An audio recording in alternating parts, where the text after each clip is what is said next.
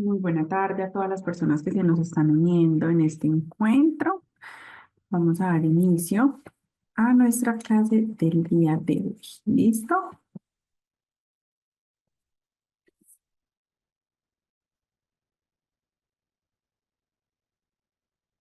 Voy a compartir entonces pantalla.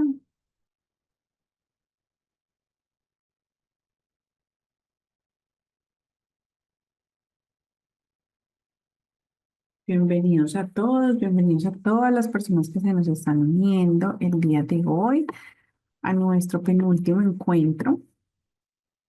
Vamos terminando entonces todo lo que tiene que ver con nuestro proceso de formación en psicomotricidad y el currículo en la educación infantil. Quisiera si por aquí, por el chat, nos pueden dejar también sus apreciaciones, cómo se han sentido durante este proceso, qué tal les ha venido toda esta actualización de contenidos, abordaje, interacción, estrategias y demás, cómo les ha parecido, cómo se han sentido. Vamos a hacer como todo el ejercicio listo y voy a compartir entonces pantalla.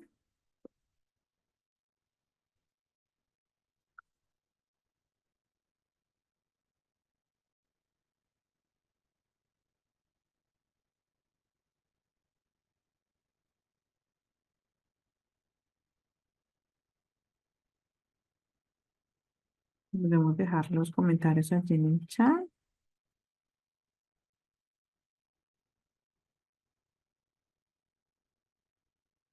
y nos cuentan cómo les fue, cómo les ha parecido todo el proceso.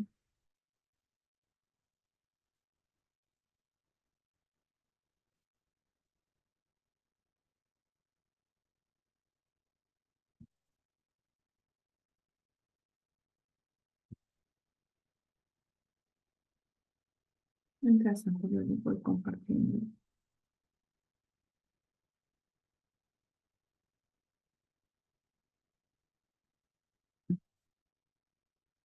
Vamos a empezar por acá unas preguntas que me están dejando de manera interna. ¿Listo?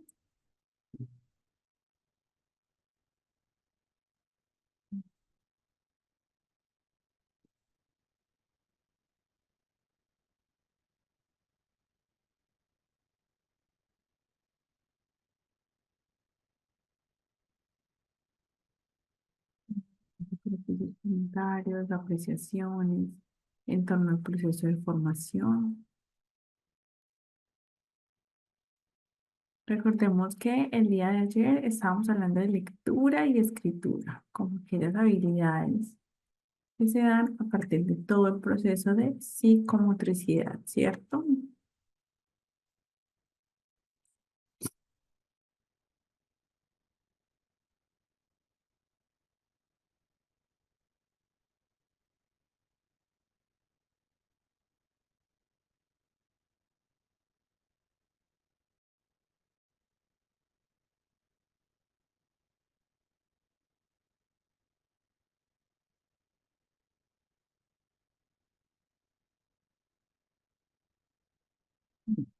Por favor, estamos en la pantalla.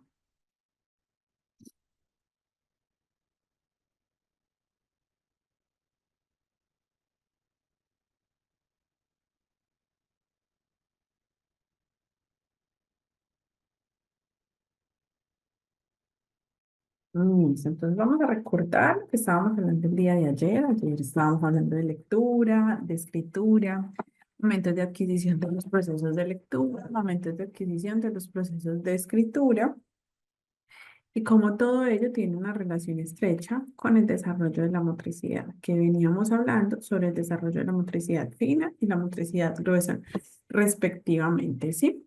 Entonces, el día de hoy vamos a hablar de manera puntual de algunos procesos metodológicos específicos que tienen que ver con la lectoescritura.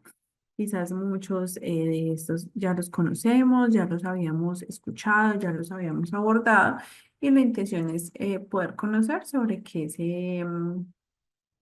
se aborda, ¿cierto? Sobre qué se trata cada uno y si los hemos tenido en algún momento, pues como en nuestra perspectiva de trabajo.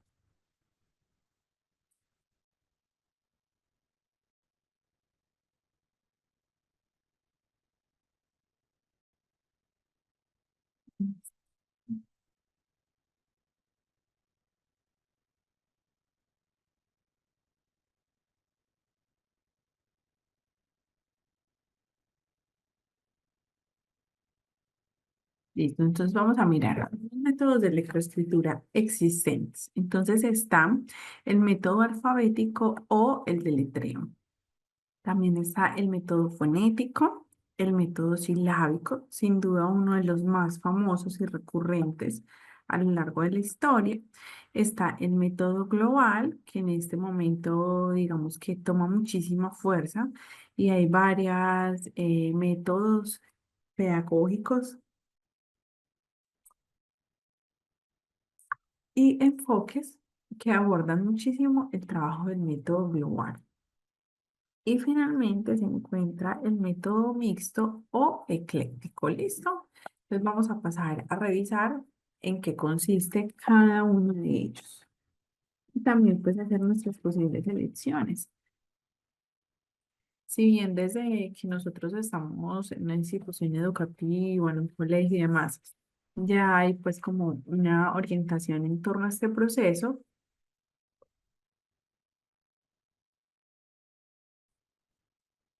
No está de más nosotros profundizar, ahondar y entender muy bien cada uno de ellos para también poder complementar, si es posible, el método que quizás nosotros estemos manejando, o si quizás tal vez no manejamos ninguno, pues entonces tener allí como de base el conocimiento y la fundamentación de cada uno para poder generar una elección en particular.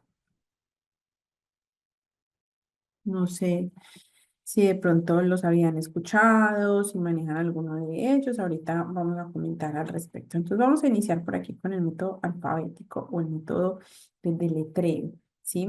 Es un método muy común también, es un método totalmente tradicionalista que se enfoca particularmente en entender o en conocer todo el abecedario en el orden en el que se está establecido el mismo. Entonces, A, B, C, D, E, ¿sí? En ese orden se debe de aprender el alfabeto, ¿cierto? El abecedario.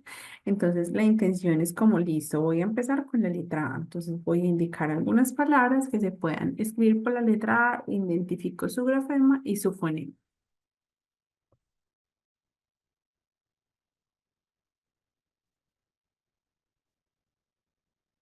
Seguidamente, entonces dice que se van pronunciando, se van mejorando, ¿cierto? Y se van adquiriendo cada vez más y más consonantes o letras, ¿sí? Y la intención es que al finalizar toda la adquisición del alfabeto, ¿sí? O el deletreo en su estructura de presentación, es decir, en el orden en el que está, se aprende así, ¿sí? Ya de allí entonces empieza a generar algunas combinaciones entre consonantes y vocales, para entonces posterior a ello poder empezar a construir palabras y finalmente pues algunas oraciones.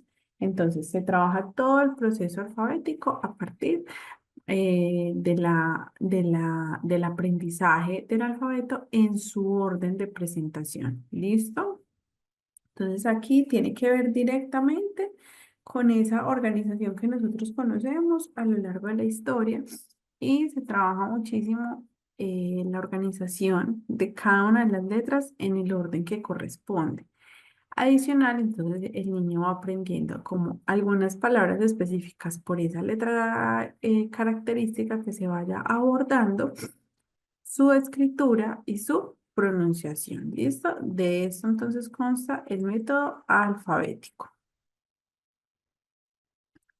Seguidamente, entonces vemos por aquí, ahí se me pasa, que se encuentra el método fonético. Como su palabra lo dice, se encarga de establecer una profundidad o un abordaje de los fonemas. ¿sí? Es muy parecido al alfabeto.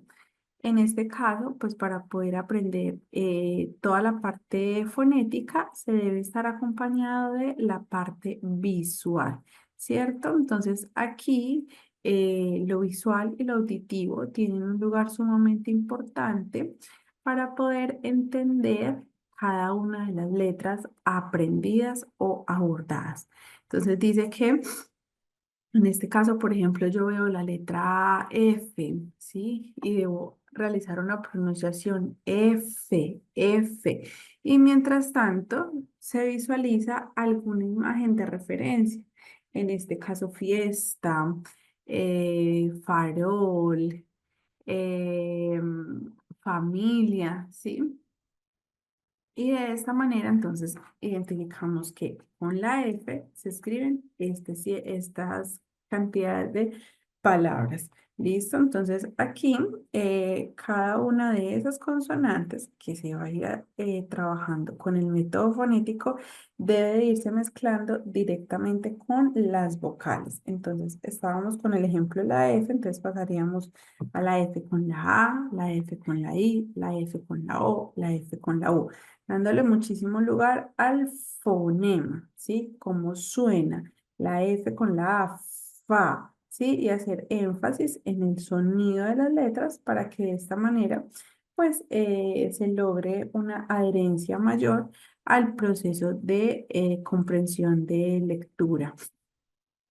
Y de esta manera, entonces después ir combinando ya no solamente una sílaba, sino dos sílabas, ¿sí? Entonces, faro, foca, ¿sí? Va a ir aumentando. Pero por lo general también ese método trabaja como inicialmente las consonantes más conocidas, ¿sí? Las que nosotros relacionamos con mayor facilidad para que el niño pueda generar un aprendizaje a través de ellas.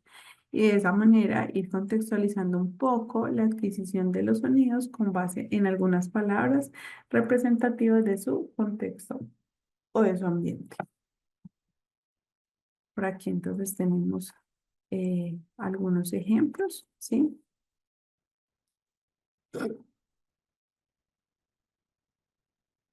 Y aquí en este método es importante resaltar la adherencia o aprendizaje de la conciencia fonológica, entonces la capacidad de identificar cada palabra, cada consonante o cada combinación a través del sonido. Fonema que nosotros llamamos. ¿Listo? Muchas personas también utilizan este método, les resulta viable, les resulta significativo. Eh, Como siempre les he dicho, no hay un método específico que nosotros digamos, miren, este es el que debe de utilizar. Es el método que le sirva al docente de acuerdo a las características de su grupo de estudiantes, ¿sí? Y de acuerdo a ello, pues entonces podría trabajar ciertos procesos de manera particular.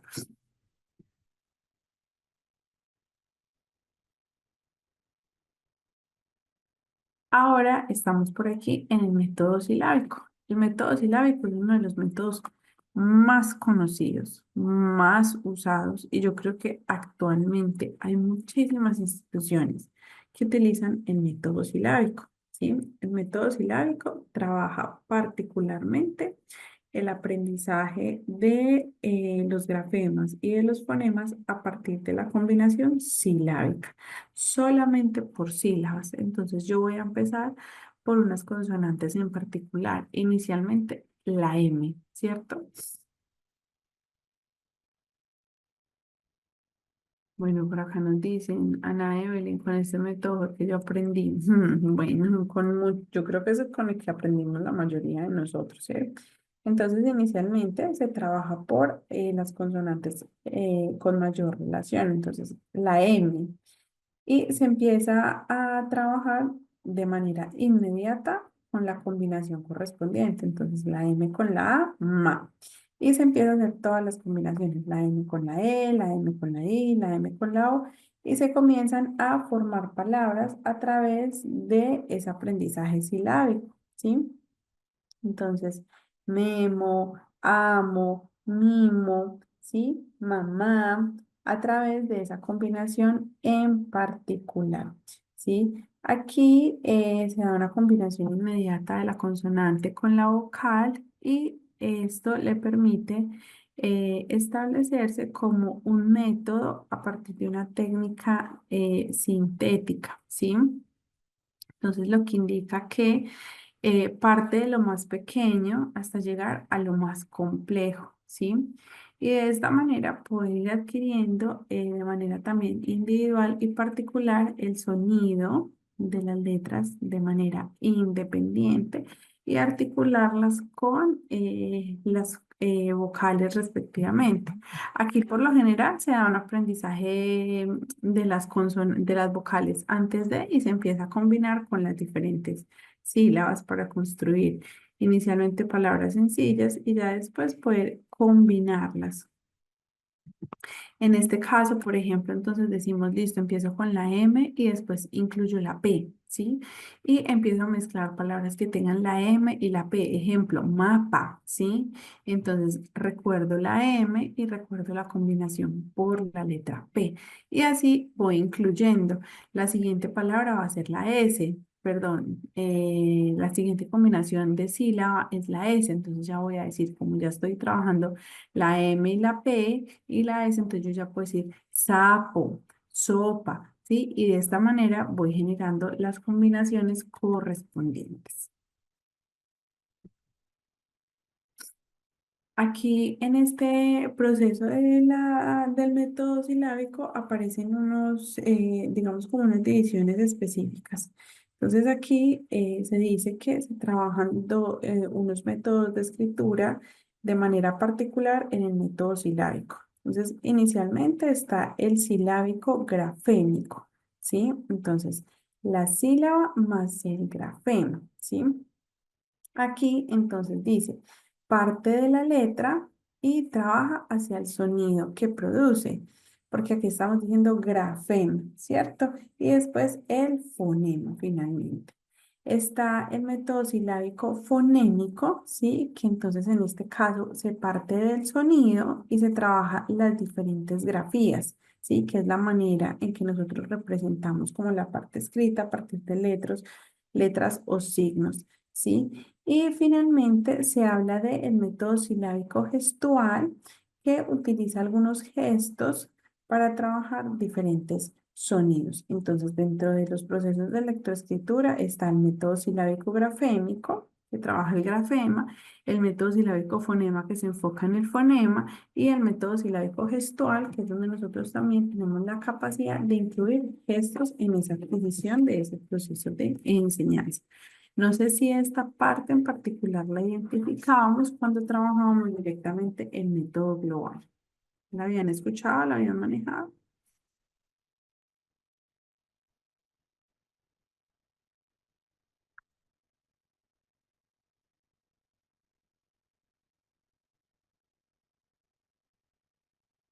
Bueno, ya les voy a atender a las consultas que están dejando por allí en el chat. ¿Listo?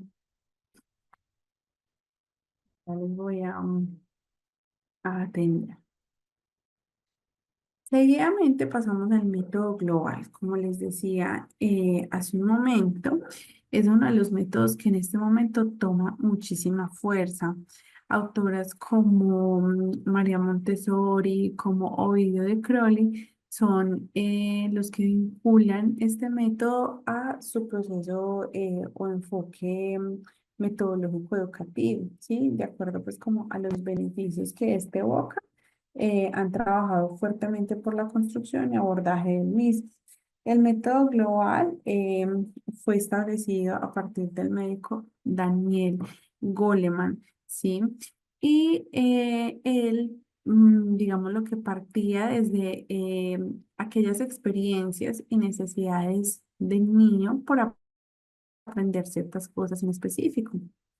Entonces aquí él decía, listo, vamos a partir de lo que al niño le gusta, ¿sí? Entonces, ejemplo, los niños a hoy les gustan los dinosaurios, los superhéroes, los medios de transporte y sobre unas características de palabras en general se manejaba la adquisición de diferentes palabras. Entonces, ¿qué se hacía? Se trabajaban con tarjetas de memoria, ¿sí? Que en algunos casos conocemos como bits de lectura, en algunos casos como tarjetas memorísticas, y en otro caso como flashcards, ¿sí? Hay diferentes denominaciones para el mismo. Y lo que se hacía era que traía la imagen y la palabra para uno poder entender, ¿cierto? ¿Cuál era el significado y la escritura de la palabra? Y esto se trabaja de manera memorística, se trabaja, perdón, por grupo de conceptos. Ejemplo, voy a hablar acerca de los medios de transporte acuático. Entonces, voy a tener todos los medios, que el barco, que el velero, el submarino, ¿cierto? Y sobre esas tarjetas es que voy a empezar a trabajar. Y voy a empezar a hacer como una ampliación del ejercicio. Entonces voy a colocar ya actividades de asociación, palabras e imágenes. Voy a empezar de cada palabra cuántas sílabas, cuántas vocales tiene. Voy a empezar a hacer proceso de transcripción y la intención es que este proceso de cada categoría, como lo sitúan ellos, pues se manejara alrededor de una semana, ¿sí? Una semanita, 2 semanitas. Se abordara todo lo que tiene que ver con las tarjetas de memoria. Y a la semana se podía introducir otra categoría de palabras. Ejemplo, animales, animales acuáticos, que son pues obviamente los que viven en el mar. Entonces ya vimos los medios de transporte acuático, ahora vamos a hablar de los animales acuáticos. Alrededor de 10 conceptos eran los que o son los que se manejan en el método y así sucesivamente se van adicionando diferentes categorías a las estructuras mentales del estudiante.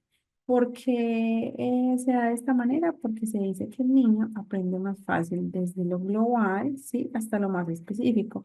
Y en este caso, el método siempre va a partir de las necesidades de estudio o de los intereses de los niños y niñas. Y de esta manera, pues van a tenerse resultados un poco más significativos porque al trabajar sobre las necesidades y la curiosidad de los niños, pues se van a gestar mejores resultados porque ya hay una predisposición de aprendizaje en cada niño, ¿sí? Y a través de la presentación de un método interactivo, de un método interesante, pues se genera todo tipo de adherencias a los aprendizajes en específico.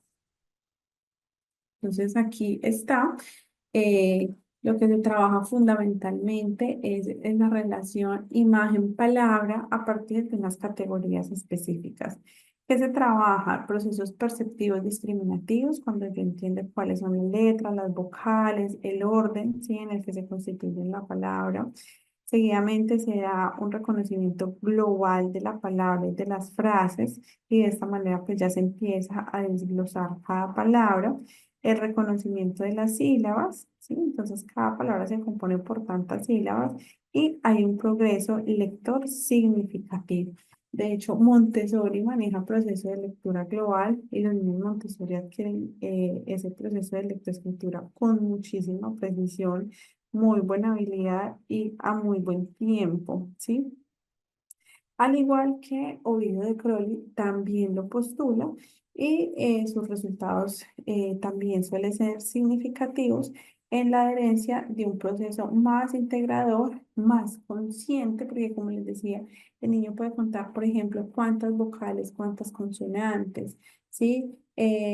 Cuántas sílabas tiene una palabra y trabaja siempre por esa asociación y hace una discriminación de cada una de lo que les compone en las palabras.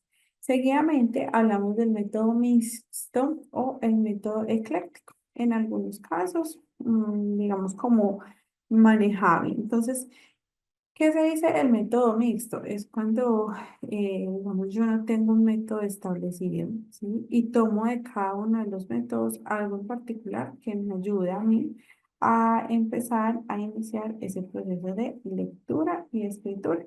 Entonces, lo que yo hago es tomar del método alfabético, fonético, silábico y global de cada uno, tomo algo y de esta manera empiezo a trabajar todo lo que tiene que ver con el proceso de lectura y escritura, porque puedo manejar actividades de cada uno de los métodos, pero no me quedo con un método en específico. ¿Listo? ¿Hasta aquí tienen alguna pregunta?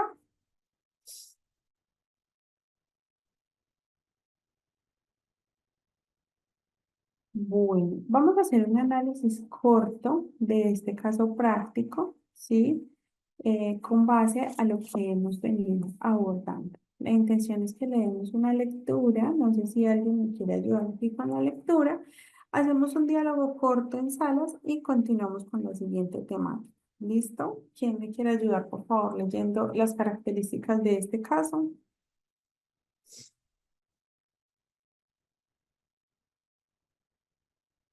¿Quién me ayuda por aquí?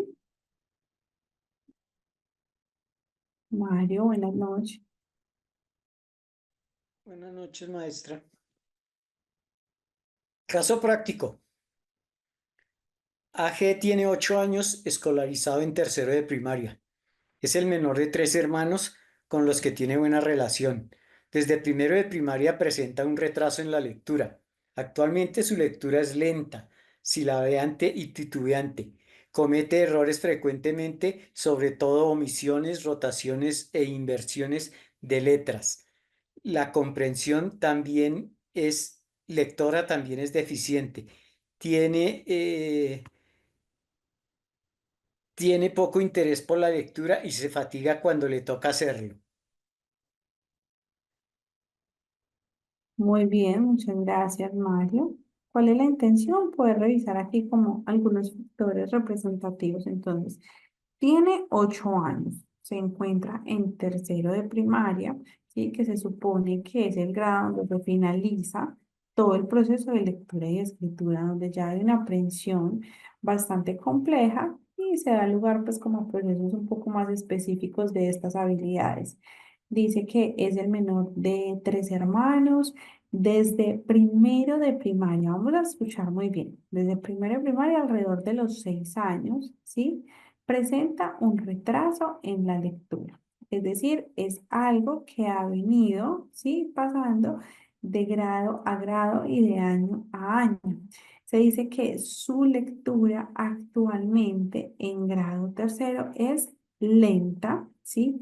Silabiante, es decir, por sílabas. Cuando yo leo una palabra solamente acentuando como las sílabas, por ejemplo, monumento, ¿sí? Como hacer ese tipo de lectura pausado y titubeante. Cuando yo digo titubeante, me refiero a cuando me cuesta, ¿sí? Reconocer algunas letras, algunas vocales, algunas consonantes. Comete errores frecuentes, sobre todo omisiones, es decir, en su proceso de lectura y escritura omite algunas letras, ya sean consonantes o vocales. También tiene omisiones sobre rotaciones e inversiones de letras. Entonces, por ejemplo, cuando yo digo el, que es una sílaba inversa, la vocal antes que la consonante, él no es capaz de decir esto, sino que dice le, ¿sí? Esto quiere decir cuando se trabaja la parte de las sílabas inversas. Seguidamente dice que obviamente, ¿sí? Hay una dificultad en la comprensión lectora porque es deficiente. Y finalmente demuestra poco interés por la lectura y se fatiga, es decir, se cansa, se indispone cuando realiza esta actividad. Entonces vamos a realizar un ejercicio en salas. No sé si ya aquí tomaron una fotico, hicieron un pantallazo ante el caso práctico y vamos a ir a conversar sobre el mismo. ¿Qué creen que ha podido pasar? ¿Qué creen que se puede trabajar allí? ¿Por qué presentará como alguna dificultad en específica? ¿Cómo puedo yo, por ejemplo, favorecer el aprendizaje en esta edad, en este grado? Y digamos, ¿qué puedo hacer yo? ¿Sí? ¿Cómo se puede mejorar significativamente esta situación que se está presentando? Pues me voy a permitir organizar las salas. Les invito, chicos, a generar una participación activa. Recordemos que a partir de estos ejercicios es que yo genero muchísimos más aprendizajes. Cuando yo analizo un caso y pongo mis conocimientos en contexto frente a una situación en particular, es donde se da una adherencia mucho más amplia de los procesos de aprendizaje. Entonces vamos a aceptar, por favor, la invitación y realizamos el ejercicio. Retornando a esta sala principal. después de haber realizado un análisis del caso propuesto.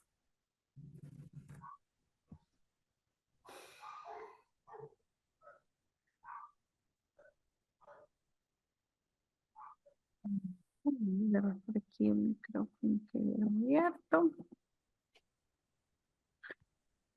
Chicos, ¿cómo les fue en el ejercicio? Es un caso básico, sí, donde podemos ver pues como algunas características del proceso, pero quisiera saber cuál es la interpretación que le dan ustedes al respecto y cómo también me gustaría que mencionaran las personas que deseen participar, cómo ustedes ven que se relaciona todo el tema de la psicomotricidad en este ejercicio. Todo lo que hemos hablado, ¿qué relación tiene con este caso que se nos está presentando? ¿Quién desea participar de las salas? ¿Cómo les fue por allí en las salas? Dice que en la sala uno estaba Alejandra, Alicia, Fernando, Gretel, Linosca, Luis, Marianela, Romina, Jonielis. De estas personas que estaban en la sala, ¿quién desea tomar la palabra y generar la participación, chicos? Vamos a realizar la participación rápidamente para que podamos avanzar en los siguientes temas. Entonces, de la sala uno, ¿quién? O vamos también mirando en la sala 2. En la sala 2 estaba Ana Evelyn, Ana Karina, Cristi, Fernando, Katia, Norma, Silvia, Yasmín, de la sala uno o de la sala 2. Dos personas que nos quieran compartir por aquí, chicos.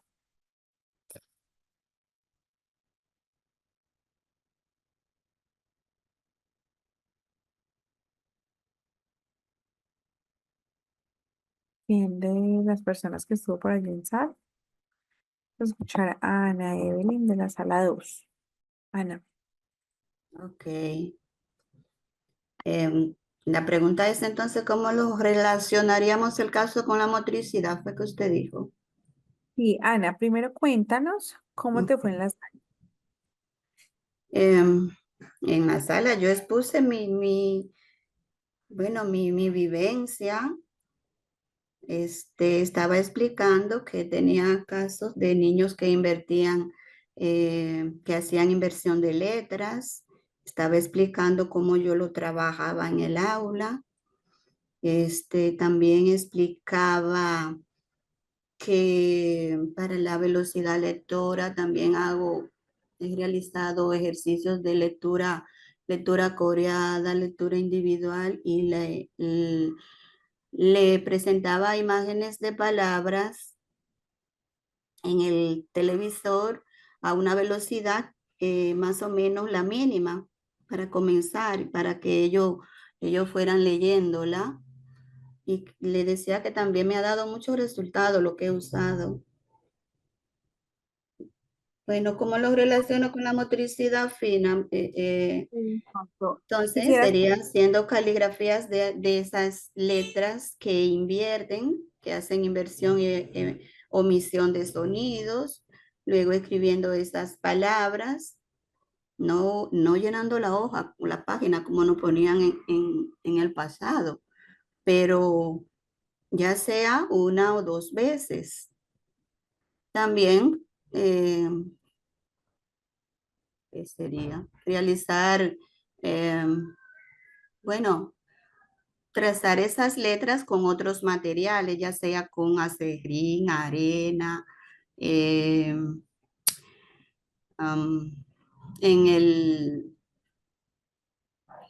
formarla con la masilla, qué sé yo, con sal refinada, y así.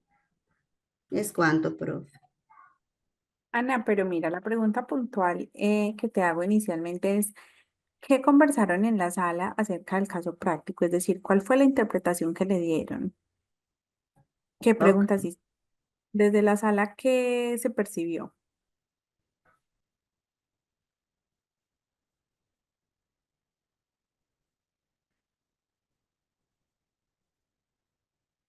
¿Me escuchas? Ok, Sí, ok. vamos a ver. Em, bueno, lo que yo percibí es que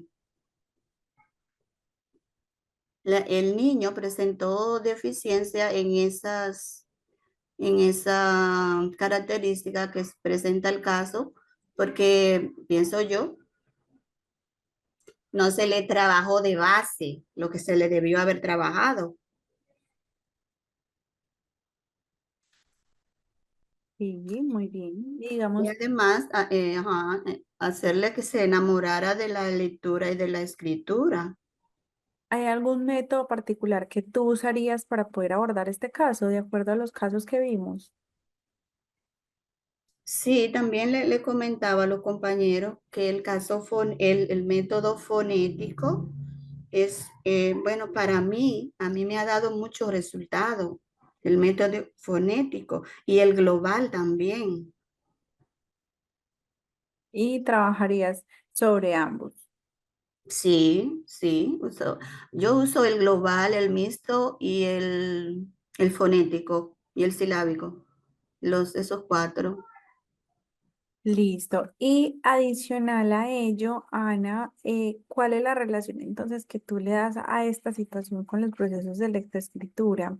Directamente con la parte de la psicomotricidad. ¿Qué crees que faltó? ¿Qué crees que hubo alguna ausencia allí en el desarrollo de este caso?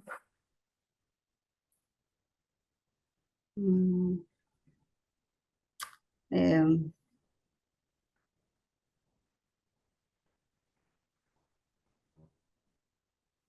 tiempo, profe, déjeme pensar.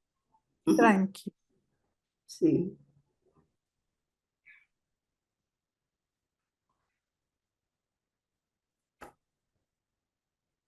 ¿Consideras que hay algunas dificultades allí desde la psicomotricidad?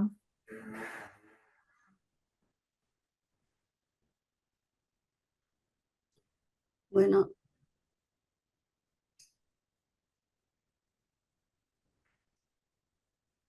desde la psicomotricidad, mm, sí, Sí. pienso, porque la psicomotricidad, como usted había dicho anteriormente, tiene, eh, o sea, el trabajar la psicomotricidad a edad temprana es como la base para el desarrollo de nuestro cerebro y de los procesos cognitivos que se dan posteriormente.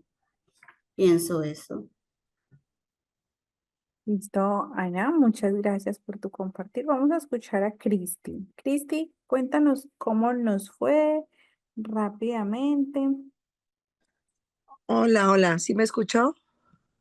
Sí, Ah, perfecto, perdone. Pues bueno, yo les voy a comentar a grosso modo, súper interesante todas las opiniones de todos. Y lo que nosotros hacemos en el colegio cuando notamos un niño con esas características, es que hacemos un reprograma otra vez de psicomotricidad, en donde trabajamos otra vez, regresamos al gateo, al retado, al rodado, al pasamanos y volvemos a retomar esa parte, mandamos a hacer evaluación auditiva y visual. Y bueno, es unas características que tienen esos chiquitos que han tenido problema de vista desde pequeñitos. Entonces, muchos de ellos no pasan al área de estimulación temprana, sino pasan directos o nos llegan ya hasta primaria con ese problema. Y bueno, característica, vamos a decir, no problema.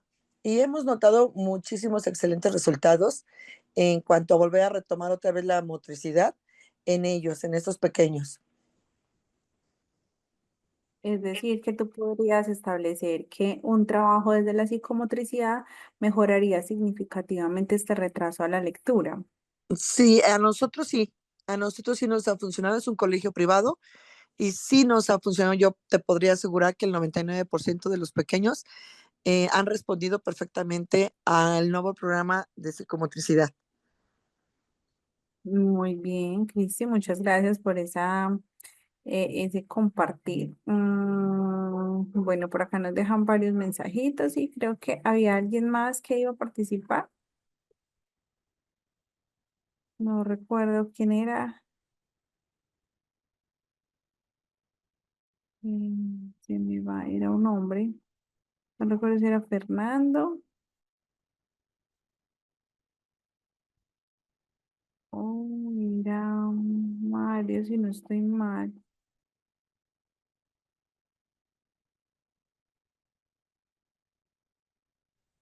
Mario, Primera vez que lo hago el taller, no para que nunca fui. Fui la última que de Mario. psicomotricidad. ¿Me escuchan? Un Sí, taller. perfecto. Profe, bueno, lo que pasa es que yo sí nunca he tenido experiencia con esto porque yo he orientado clases de educación física y desde solo bachillerato, pero yo viendo el caso, ¿qué relación tiene que sea el menor de tres hermanos con los que tiene buena relación? En el caso de ese No, pues análisis. no. No es que tenga mayor relevancia, son simplemente datos del caso. ¿M? Ah, no, no, no, ese era más que todo mi, mi, mi, mi pregunta. Gracias, Mm. por.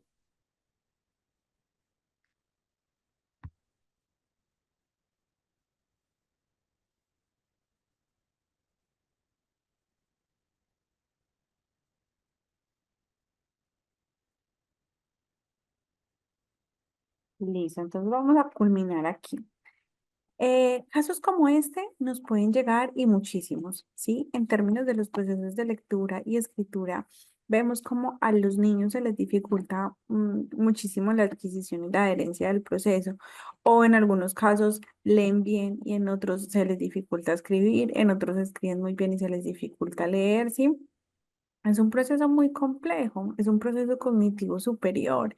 Entonces, claramente tiene que haber una muy buena preparación en todas las habilidades del niño para poder adquirir de manera significativa, pertinente y asertiva este proceso en particular. Recordemos que por lo general es un proceso que viene en complemento el uno con el otro, es decir, lectoescritura, lectura y escritura. ¿Cierto? Porque como yo leo, escribo, como yo hablo, escribo, como yo leo, también es la manera en cómo yo puedo pronunciar o escribir, ¿sí? Todo tiene relación en sí mismo. Entonces, casos como este, muchísimos. En el aula, en cantidades. ¿Cuál es la intención? Que yo sepa de qué manera puedo intervenir. Aquí hicimos una relación fuerte con el proceso de psicomotricidad y es porque quizás hay ausencia de muchas habilidades que podrían estar estimulando ambos hemisferios cerebrales. ¿Sí? Entonces aquí, por ejemplo, nos dicen, su lectura es lenta, silabiante y titubeante.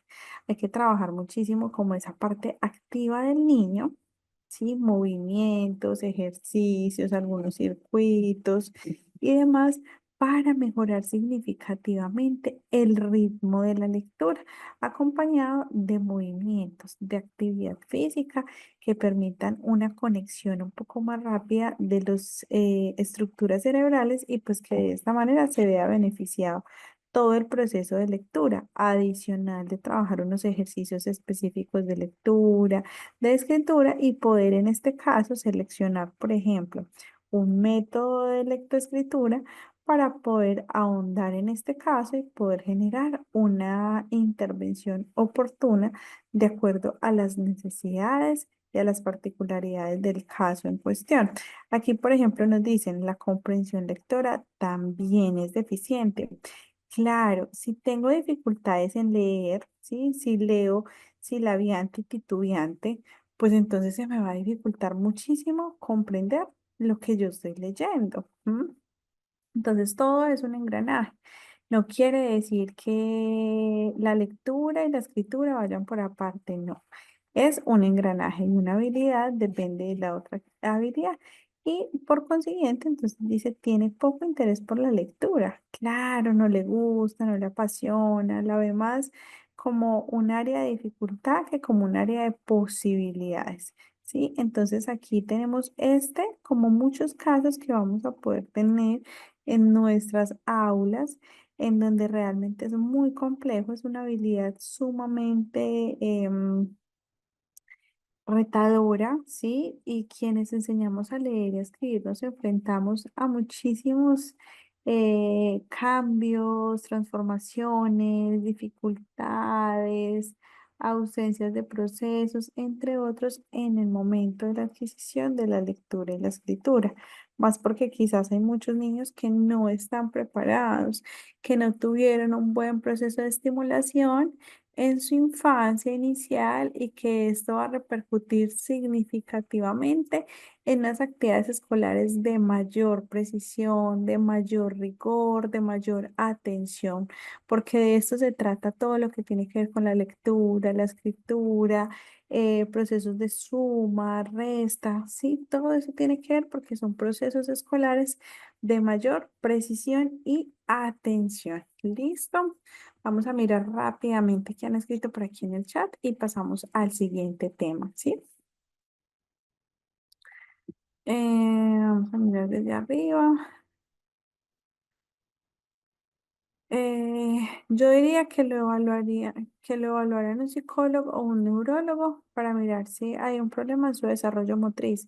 Alicia, bueno, pero aquí no nos están diciendo nada de eso. Entonces, ya irnos pues como a ese tipo de canales sería yo estar generando una alerta sin evidenciar signos, porque aquí de hecho no nos están hablando de ninguna dificultad en el área psicomotora. Nos están diciendo que hay una dificultad en los procesos de lectura y escritura que tienen que ver también, uno, con la parte del movimiento y dos, con la parte puntualmente cognitiva e intelectual. Pero de hecho, por ejemplo, aquí no nos está diciendo que tenga dificultades puntuales, por ejemplo, con la caligrafía o que le cueste realizar trazos. Entonces aquí, digamos que la parte motriz no la estamos viendo tan afectada. Estamos viendo cómo ese desarrollo motor nos podría estar ayudando a equilibrar un poco las diferentes situaciones que se pueden observar dentro del caso propuesto. Cordero dice, en este caso es fundamental trabajar de la mano con el hogar, propiciándole al niño estrategias de interés. Muy bien, ujú, es cierto. Flor dice, dependiendo del diagnóstico, hay que revisar si falta aprendizaje o si hay algún problema de lenguaje. Claro, aquí también entonces entra lo mismo. Sí, porque si también vemos que vocaliza, que se expresa mal, que tiene ausencias de letras, de palabras, que su lenguaje es muy vasto, em, que es muy parco, pues entonces allí también debemos generar como la alerta a mirar a ver si hay algún diagnóstico en el deterioro del habla, ¿sí?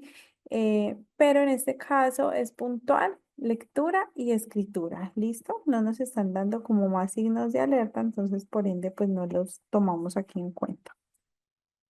Alejandra dice, en las escuelas se nos presentan algunos estudiantes con esta dificultad. Ujú. Dice que se trabaja de manera individualizada y lo trabajan desde el método global. Muy bien.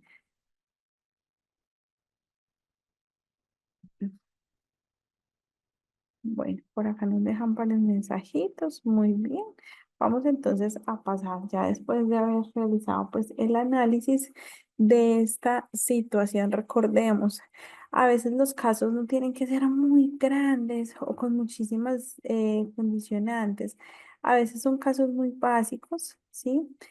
Y lo que merecen es como una muy buena mediación o una muy buena intermediación del proceso y poder atenderlo de la manera que corresponde. ¿Listo? Dice Ana, yo soy maestra de apoyo y tengo el caso de dos niños de sexto grado que no saben o no sabían, no sé allí cuál sería, que no sabían leer por qué ellos se han enamorado de la lectura. Ujú. Muy bien, Ana, gracias por la experiencia que compartes. Bien, vamos entonces a pasar continuamente por hablar de, ya miramos todo lo que tiene que ver. La lectura y la escritura tienen relación con todo el proceso de motricidad fina y motricidad gruesa. Es como un peldaño que se desglosa de esta habilidad. Seguidamente, entonces, vamos a hablar acerca de los trastornos neuromotores, ¿sí? ¿Qué es un trastorno neuromotor? No sé, ¿ustedes lo han escuchado hablar? ¿Han tenido algunas situaciones en aulas con trastornos neuromotores por casualidad?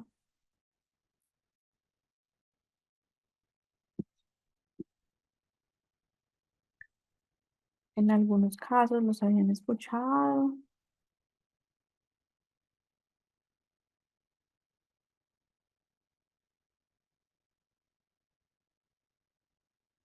Dicen por aquí que no. Listo. Los trastornos neuromotores, pues tienen su significado si yo divido esa palabra. Uno, en procesos neuronales y dos, en procesos motores. ¿Sí? Es una condición médica que interfiere en el funcionamiento de los músculos y el control del movimiento a partir de algunas dificultades que se puedan identificar en el sistema nervioso central o en el sistema nervioso periférico. ¿Sí? Estos pueden ser ocasionados por algunos daños particulares en el cerebro, la médula espinal o los nervios que conectan entre sí para llevar la información a las diferentes extremidades o componentes de nuestro cuerpo.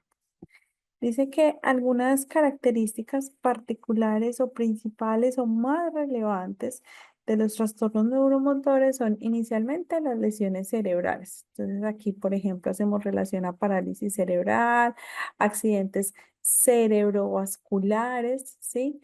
Seguidamente podemos determinar enfermedades neurodegenerativas, como por ejemplo el Parkinson o la esclerosis. Son enfermedades neurodegenerativas, es decir, que nos van a ir degenerando a través del tiempo. Otra causal pueden ser traumatismos que tienen que ver con lesiones en la médula espinal, en donde puede haber una parálisis o pérdida en particular de algún movimiento. Y finalmente, de factores genéticos, ¿sí? En donde se pueden, digamos, adquirir algunas distrofias musculares hereditarias. Estas son las características por las cuales se da un trastorno neuromotor. Son escasos, la verdad, en aulas vemos muy pocos, pero sí existen, ¿sí?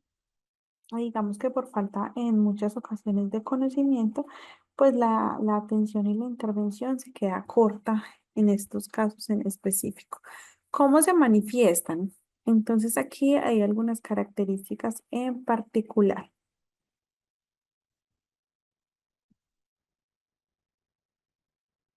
Uno, rigidez muscular. Entonces, dificultad para que los músculos del cuerpo estén relajados. Entonces, por ende, a los músculos no estar en un estado de relajación, se da una rigidez muscular y algunos movimientos o duelen o no se realizan, ¿sí?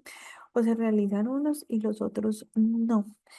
Se da también espasticidad. Entonces son contracciones musculares que se dan de manera involuntaria y que claramente generan allí una interferencia con el control motriz o motor que yo tengo de mi cuerpo. Porque en este caso la espasticidad pues, realiza algunas contracciones musculares, pero las realiza de manera involuntaria. Seguidamente hablamos de pérdida de fuerza. Entonces, esta pérdida de fuerza se da en actividades cotidianas, actividades básicas como caminar, escribir o coger algunos objetos.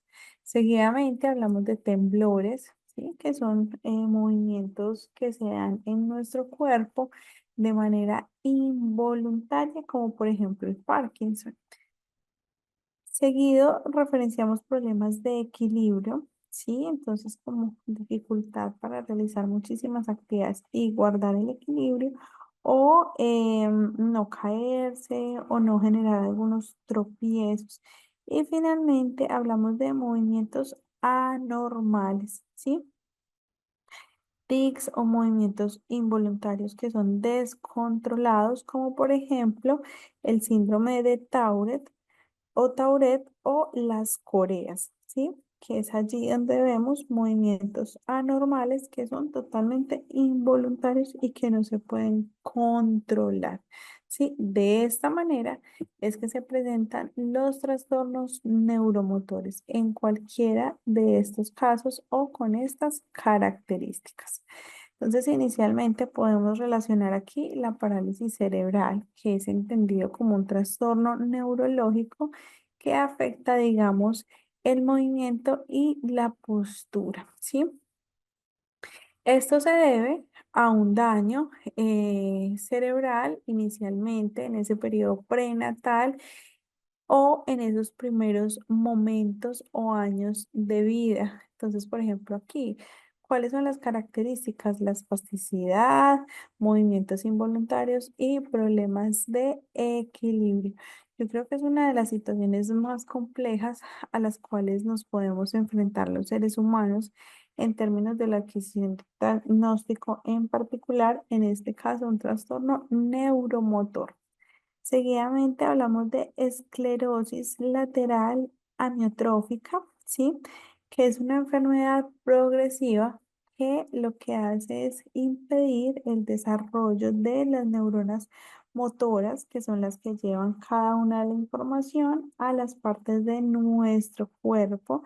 Y de esta manera entonces se pierden las funciones musculares, porque las neuronas motoras son las que envían la información hacia una respuesta que se debe dar hacia un estímulo en particular. Entonces, de esta manera, se dice que se va perdiendo una pérdida gradual de la función de los músculos porque está afectando las neuronas del movimiento, ¿sí? ¿Cómo se presenta? Con debilidad muscular, dificultad para hablar, escribir, tragar y finalmente que exista una parálisis.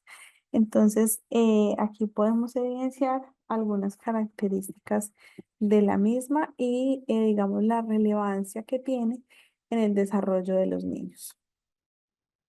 Enfermedad de Parkinson también es un proceso o una enfermedad más bien que afecta todo lo que tiene que ver con el desarrollo oportuno de los procesos neuromotores, ¿sí? Entonces, ¿qué dice el Parkinson? Es un trastorno neurodegenerativo y que lo que afecta de manera inicial es el control motor, ¿cierto? Esto se da y a partir de esta enfermedad se genera una disminución en la dopamina en el cerebro, ¿sí? Y adicional es un tratamiento muy fuerte, cargado de medicamentos y de otros procesos específicos para mitigar un poco el impacto o las situaciones pues, que se presenten de acuerdo al trastorno mismo. Seguidamente hablamos de la distonía, ¿sí? Que es caracterizada por contracciones musculares involuntarias. En este caso se dan movimientos repetitivos o posturas anormales, ¿sí? Movimientos retorcidos, dificultad para mantener una misma posición. Y esto es lo que provoca la distonía. La ataxia, ¿sí? En este caso afecta la coordinación y el equilibrio. Esto se debe a algunos daños cerebrales y pueden ser hereditarios en ese proceso de aspectos intrínsecos o adquirida allí donde integramos factores extrínsecos. ¿Listo? Entonces, ¿cómo la identificamos? Por la dificultad para caminar, para hablar, para realizar movimientos precisos. ¿Listo? Y hablamos de miopatías, que son enfermedades que están afectando directamente a los músculos, como las distrofias musculares, ¿sí? O las atrofias. ¿Preguntas hasta aquí, chicos?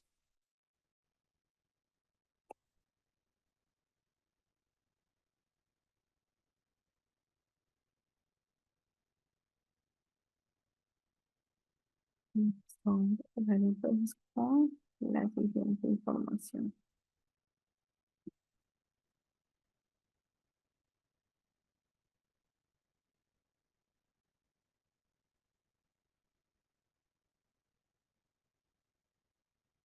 Ya he terminado.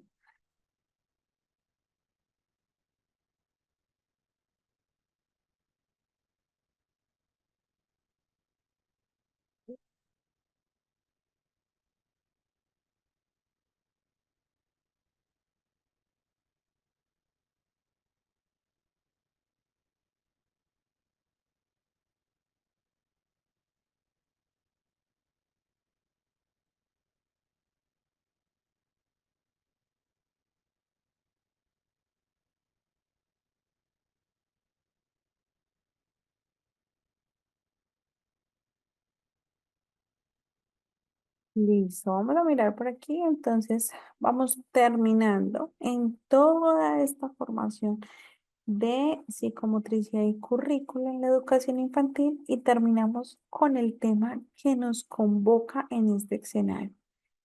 ¿Qué es el currículo y cómo abordar el currículo en la educación infantil y cuál es la importancia que merece el currículo? Entonces escucho dos, tres personas del grupo que quieran participar y que quieran generar puntualmente una respuesta a cada pregunta. Vamos a ser muy puntuales porque a veces veo que ahondan de manera general, pero no puntualizan, ¿sí? Entonces vamos a puntualizar. ¿Qué es el currículo? Es decir, yo entiendo por currículo esto. El currículo en la educación infantil se aborda de esta manera y la importancia que merece el currículo es esta. ¿Quién desea participar por aquí para darles paso?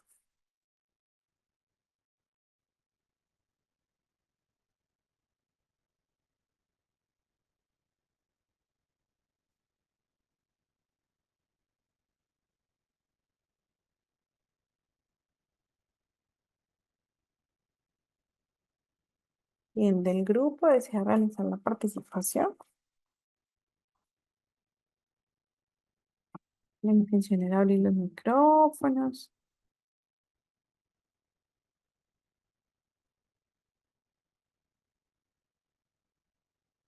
¿Quiénes de las personas que están por aquí? Alzamos la mano, chicos. Vamos a ir ahondando rápidamente.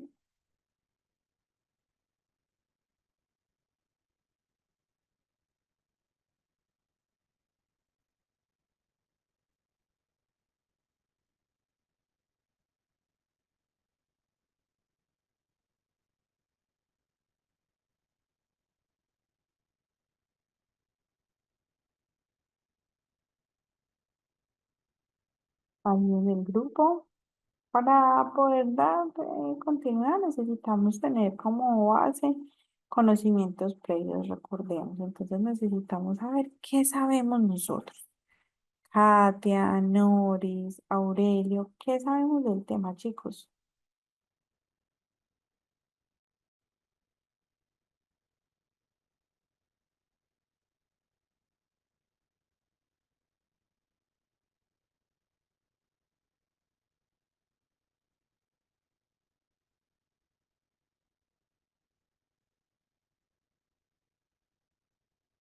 Vamos a escuchar a Cristina. Bueno, es que cuando dijo que puntual, y creo que yo redundo, por eso no me atreví yo a levantar la mano, una disculpa.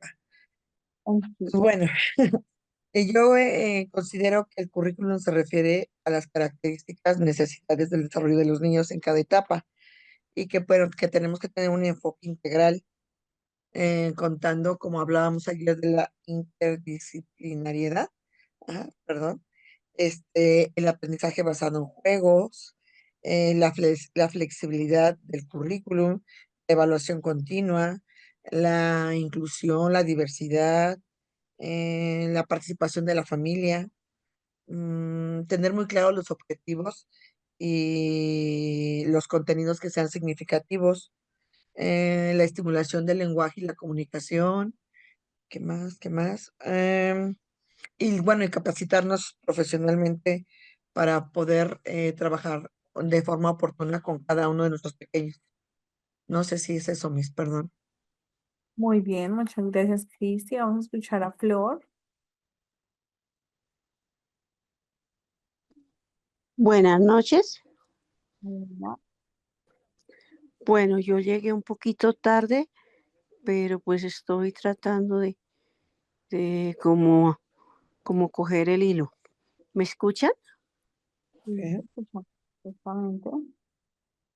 Em, pues el currículum tiene que ver con todas las actividades programadas, todas las actividades pedagógicas. eh, Tiene que ver con el plan de estudios. Tiene que ver de acuerdo a si es los niños pequeños de primera infancia o los de primaria o bachillerato, porque los pequeños, pues como trabajamos es con dimensiones y ya la primaria, pues ya se trabaja es por áreas, eh, todo lo que es el plan de estudios, pues toda la parte pedagógica, eh, igualmente lo de la inclusión, pues ya también tiene que tener su currículum o se le hace unos ajustes a los DBA que vienen emanados del Ministerio de Educación. Bueno, Muy, gracias. muy bien, Flor. Mario. Yo creo que el currículo educativo se refiere a un conjunto de objetivos, contenidos, metodologías y evaluaciones que forman parte de un sistema educativo o un curso específico. Muy bien. ¿Y cuál es la importancia que merece el currículum en este caso?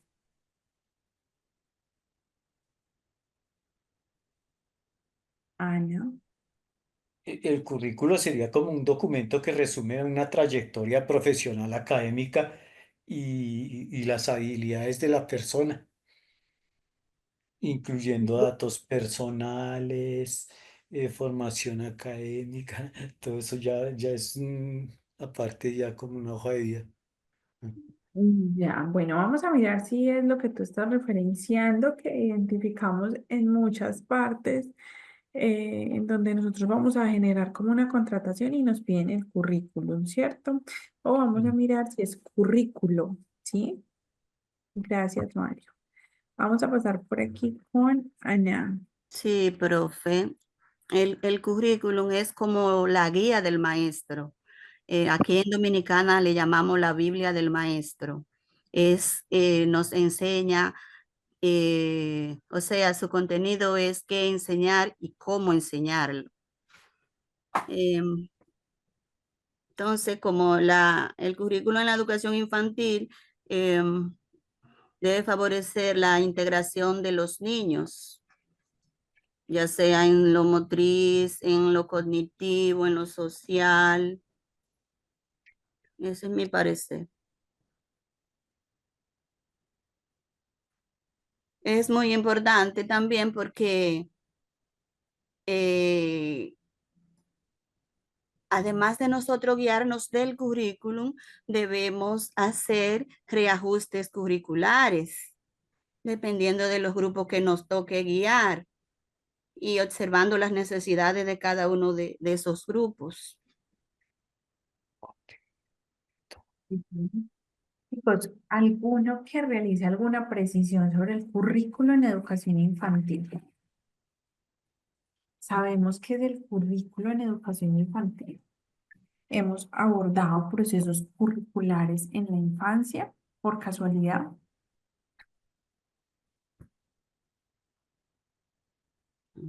Claro, por ejemplo, soy maestra. Sí, Flor,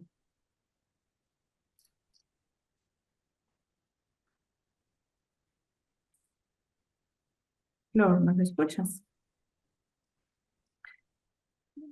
Mario y después Ana. El currículo infantil, el currículo en educación infantil es una guía fundamental y que organiza y orienta el proceso de enseñanza y aprendizaje en las primeras etapas de desarrollo de los niños. Y está diseñado como para cubrir las necesidades tanto cognitivas como emocionales, sociales y físicas de los más pequeños.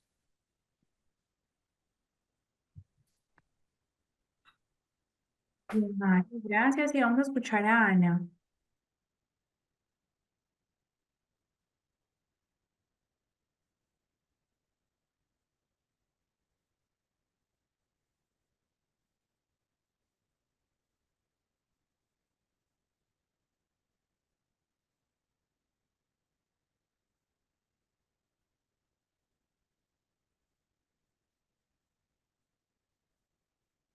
Tienes por aquí la manita alzada, ¿no?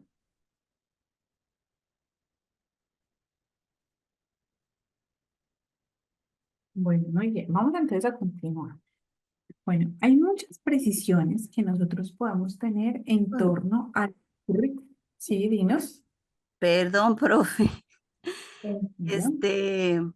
Que yo no he tenido la oportunidad de trabajar con este currículum de infantil, de edad de preescolar, solo he trabajado con el de primario, pero sí he agarrado algunos espacios para allá y he podido observar y por lo que he leído, este currículum también favorece la, la creatividad y la curiosidad del niño.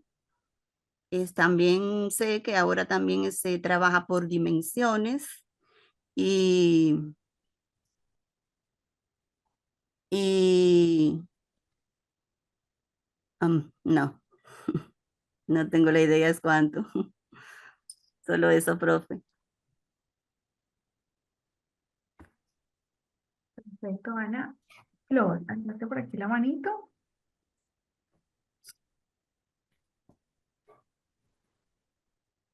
Sí, sí. Sí.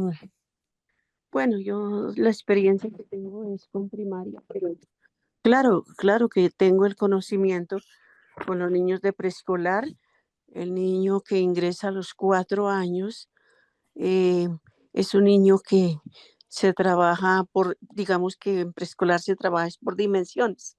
Está la dimensión socioafectiva, está la dimensión cognitiva, está la dimensión, bueno, se me fue, son varias dimensiones, pero pues lo importante en el niño es que ese niño va a socializar. Son sus primeros pasos que viene el niño a socializar, donde el niño va a aprender a adaptarse a la escuela, va a empezar a, a tener ese gusto por el estudio, por el colegio. Entonces, esa es la importancia de esos primeros años, que se les trabaje también Madre, tú me llamabas y ahora que veo el teléfono. eh, precisamente las Pero aquí todo dimensiones. bajo control, gracias a Dios. Lo único que no he ido al baño. Tienen un micrófono Sí, abierto. Solo un Y segundito.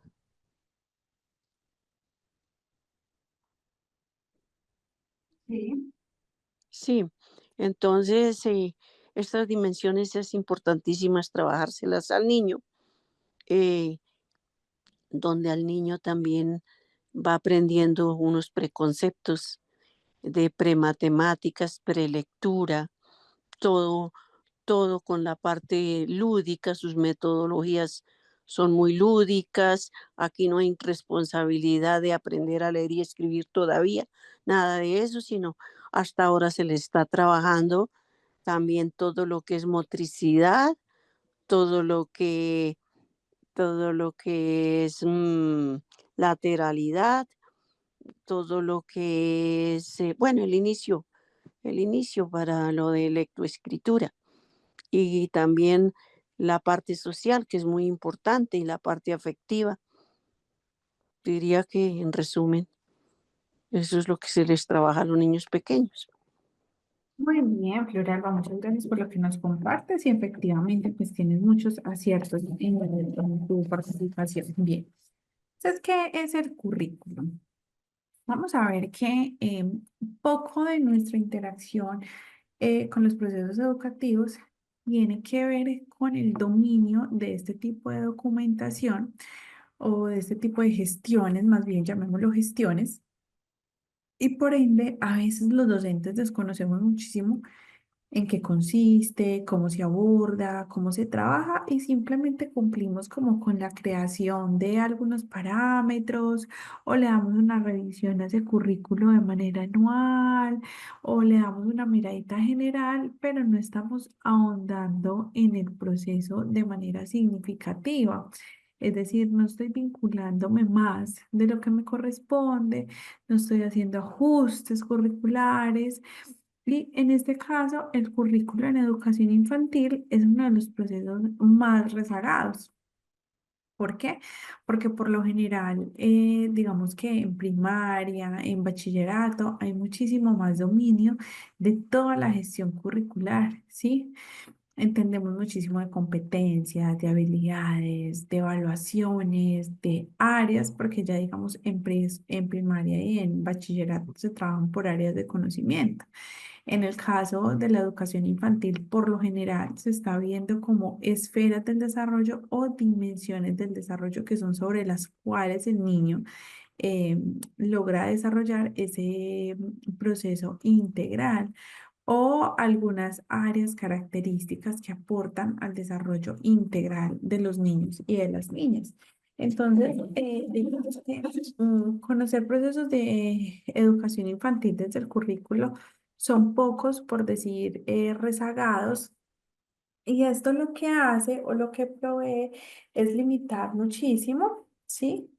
Todo lo que nosotros podemos desarrollar dentro de un escenario educativo. ¿Por qué?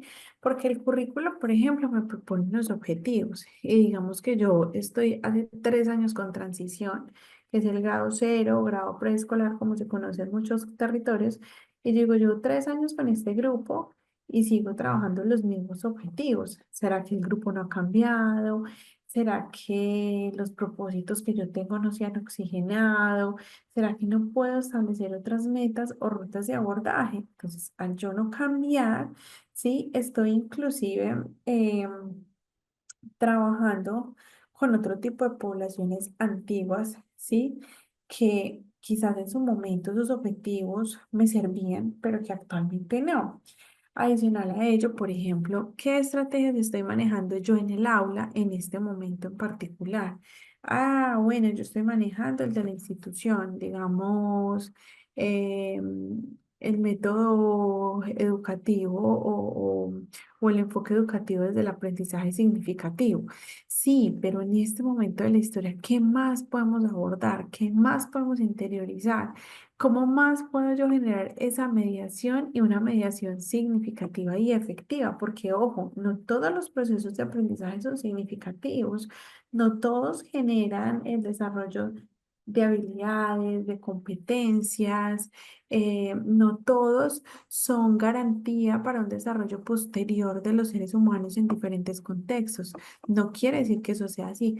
Ahora, por ejemplo, en este mismo momento histórico, y lo hemos venido hablando, se puntualiza en que los aprendizajes sean para la vida y no para el momento. Entonces vamos a revisar si los contenidos, por ejemplo, de los que yo estoy hablando son contenidos que van a ser utilizados en el diario vivir de ese niño y de esa niña, que le van a permitir ir adquiriendo competencias y características en su desarrollo evolutivo o de qué tipo de contenidos estamos hablando.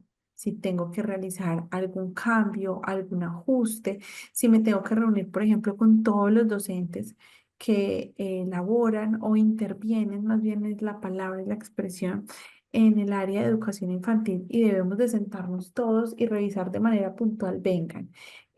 Consideramos que hay que hacer unas mejoras, si por ejemplo trabajamos por proyectos, ¿sí?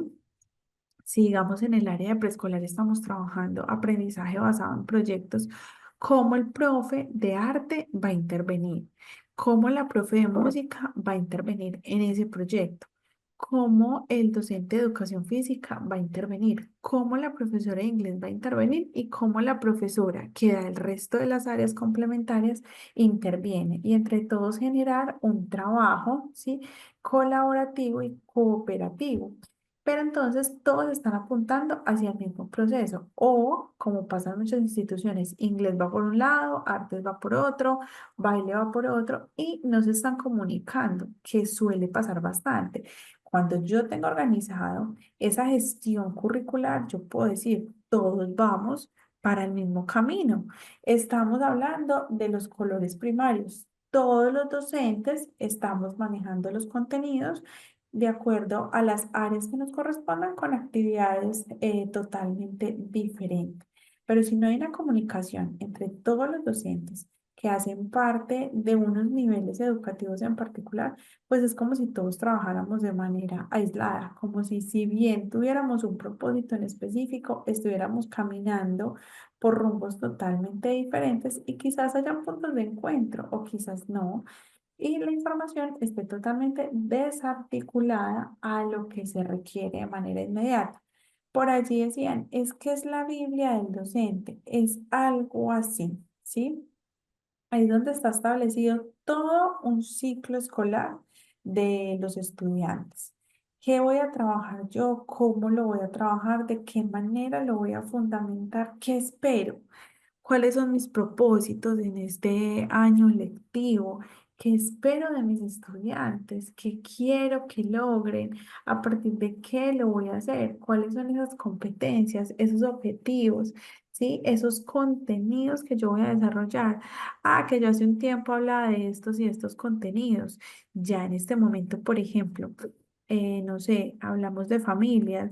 Entonces, nombramos simplemente como los miembros de la familia. En este caso, podemos hablar de tipos de familias, cuál es la responsabilidad de las familias, eh, por qué involucrar a las familias, ¿cierto? Yo puedo cambiar un poco los contenidos para de esta manera oxigenar muchísimo los procesos de enseñanza y aprendizaje a través de uno, lo que se necesita, es decir, ¿qué necesitan mis estudiantes a los 4 años, a los 5 años? ¿Qué requieren de manera puntual?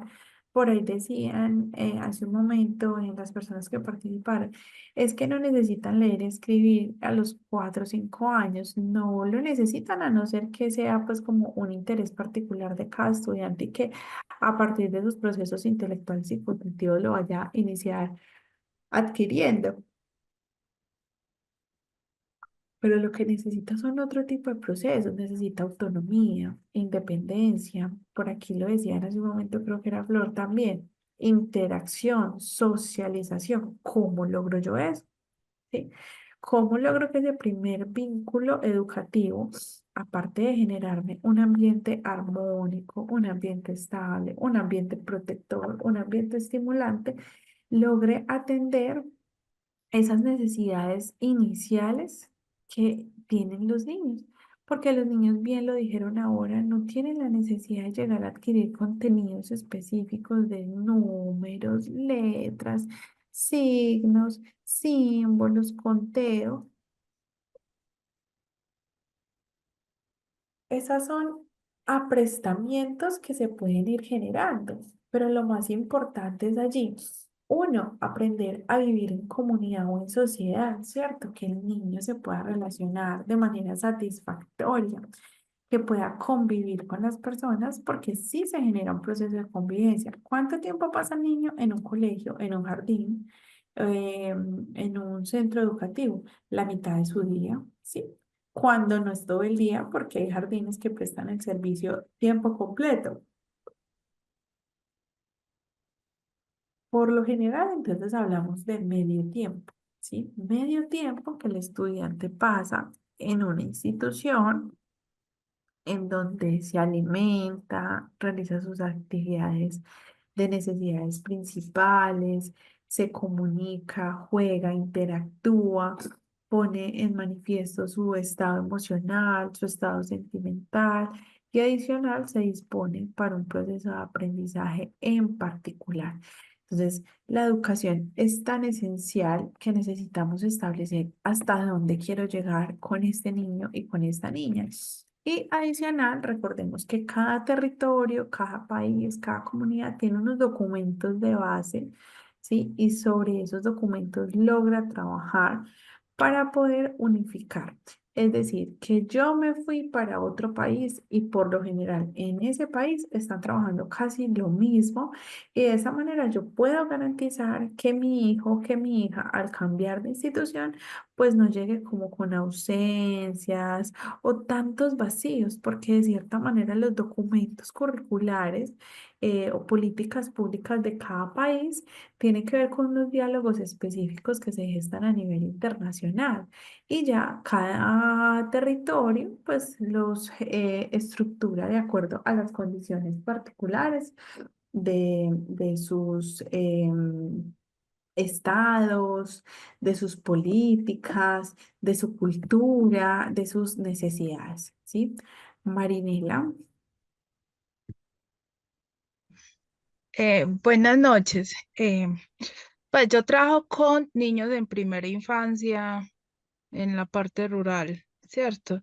Entonces, cuando tú hablabas de currículo, la verdad nosotros nunca nos hemos guiado con un currículo con los niños. De, Desde la gestación hasta los 5 años trabajamos. Nosotros trabajamos con un manual, unas prácticas orientadoras en la cual trabajamos alimentación, psicomotricidad, onomatopeyas, eh, cosas básicas en los niños, o sea, hasta los 4 añitos más o menos o 3 añitos, tratamos de no meterlos como en un sistema educativo, sino que todo sea libre para ellos, jugar, eh, pero vamos enseñándole cositas, cómo hace el animal, qué es este animal, colores, pero, o sea, en sí no es un currículum básico, sino que es una forma de irles enseñando, pero a través del juego, imágenes, actividades de estimulación, todo esto. Por eso cuando tú decías currículum, pues ya se basarían como niños de 5 años cuando ya ingresan a un periodo de transición preescolar en adelante. Pues ese es mi punto de vista que tengo sobre lo que hemos estado dialogando del currículum.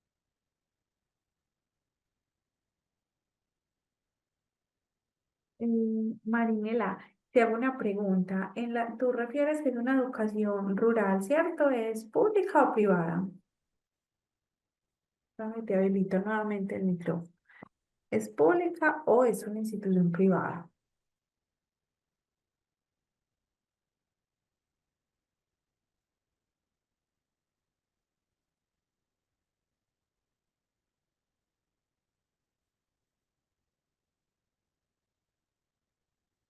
Es privada, o sea, el ICBF subcontrata con operadores y ya los operadores contratan con nosotros, con el municipio o con, pues, docentes, auxiliares pedagógicas, etcétera. Muy bien, mira que ahí estás dando tú la respuesta. Ustedes tienen una modalidad de trabajo totalmente diferente a una modalidad escolar. Sí, trabajan por la infancia, pero no desde un marco de educación establecido, sino que ustedes hacen otro tipo de prácticas más desde lo comunitario, más desde lo social, ¿cierto? Es una entidad. Puntualmente acá se llama Instituto Colombiano de Bienestar Familiar, que como Marinela lo refiere, tienen algunos operadores que prestan el servicio y priorizan temas de alimentación, desarrollo, crecimiento, alimentación, trabajo con familias, ¿sí? Y poco a poco pues van incluyendo allí algunos contenidos y algunas adherencias a conceptos a través de unas experiencias, pero digamos que el fuerte de esta entidad no es trabajar por una escolarización, es trabajar por una inversión social, por un desarrollo integral, por un bienestar de los niños y niñas en diferentes contextos en los que se encuentran vinculados. Por ende, el fuerte de ellos no es trabajar desde una modalidad escolar y por eso, al no trabajar en una modalidad escolar, no manejan lo que se entiende por currículo. El currículo está inmerso en las instituciones educativas privadas o públicas, ¿sí? En los niveles de educación avalados por la ley. No sé, aquí hay personas de otro país. ¿A partir de qué año inician la educación obligatoria? Por ejemplo, en Colombia. En Colombia nosotros tenemos por ley habilitados grados de prejardín y jardín, ¿sí? Como educación preescolar. Y como educación obligatoria está el grado transición, ¿sí? Quiere decir que en las instituciones de carácter público o privado se ofertan grados de prejardín, jardín y transición. Y para estos grados se entiende que hay una organización curricular porque ya están inmersos en un sistema educativo y hay que responder específicamente a unos contenidos de formación, a unas experiencias, a unas actividades, a un modelo educativo, a unas competencias, a unas evaluaciones, entre otros aspectos que trae consigo el proceso de educación infantil, específicamente desde el escenario colombiano. Por aquí nos dicen en Venezuela desde educación inicial, Ana, pero ¿desde qué edad hablas de educación inicial?